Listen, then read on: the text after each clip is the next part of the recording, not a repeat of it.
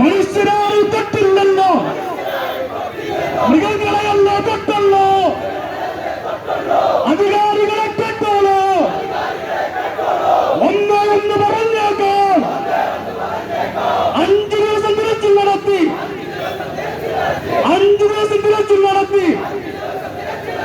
കടുവയില്ല എന്ന് പറഞ്ഞ്, കടുവയില്ല എന്ന് പറഞ്ഞ് മലയോരത്തിൽ മക്കളുടെ സ്വത്തുജീവനം നിലനിൽക്കാതെ നിർത്തിപ്പോകാൻ ഉദ്ദേശം വേണ്ട.